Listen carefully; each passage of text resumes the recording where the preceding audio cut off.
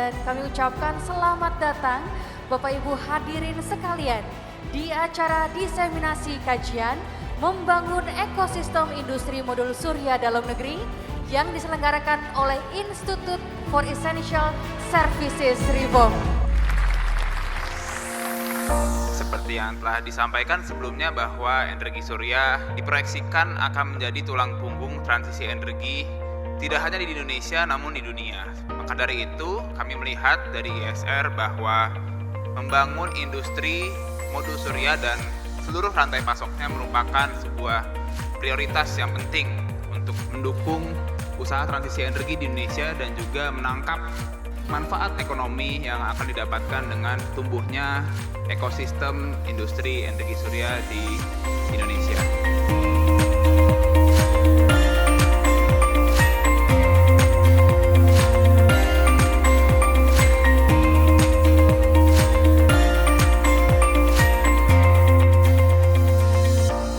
Halo, perkenalkan nama saya Alvin, saya analis ketenaga listrikan dan energi terbarukan dari Institute for Essential Services Reform.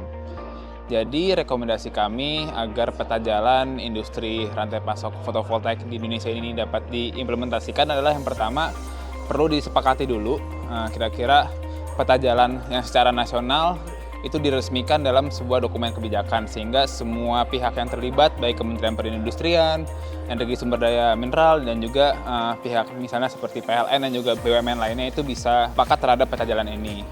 Kedua, paling penting adalah nanti strategi implementasinya. Bagaimana kita perlu meningkatkan demand energi surya dalam negeri terlebih dahulu supaya industri-industri yang sudah existing maupun yang akan berinvestasi di Indonesia ini dapat terserap dengan baik oleh permintaan energi surya dalam negeri.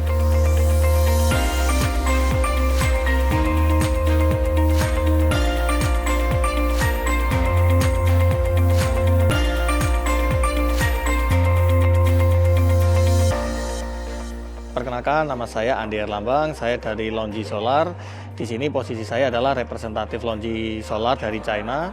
Bagaimana industri solar modul di Indonesia ini untuk bisa bersaing di kancah internasional adalah perlunya dukungan dari pemerintah Indonesia. Keseriusan dalam penerapan TKDN itu sendiri. Di mana kalau kita lihat sampai saat ini belum atau masih minim sekali proyek di dalam negeri yang menggunakan produksi modul dalam negeri itu sendiri.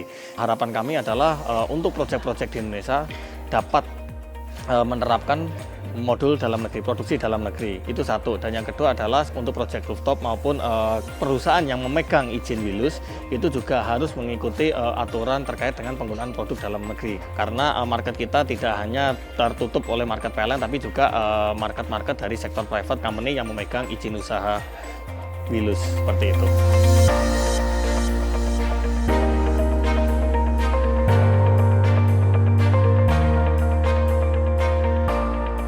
Saya Made Sandika, Ketua Umum Asosiasi Pabrikan Modul Surya Indonesia.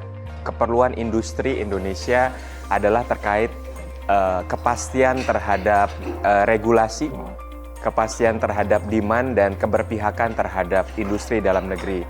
Pada dasarnya, kami mengapresiasi apa yang menjadi semangat pemerintah dengan program Astacita, adanya swasembada energi dan seterusnya, dan tentunya ada program-program yang mendukung untuk pemanfaatan PLTS baik dari PLTS atap maupun PLTS utility dan seterusnya. Pada dasarnya kami mengapresiasi, tapi tentunya kami sebagai industri dalam negeri perlu dukungan dari pemerintah untuk keberpihakan penggunaan modul atau panel dalam negeri sendiri.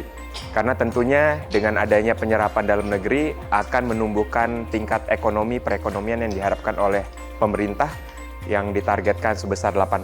Harapannya kami bisa menjadi bagian dari ekosistem ini sendiri, bukan hanya sebagai penonton di industri ini. Terima kasih.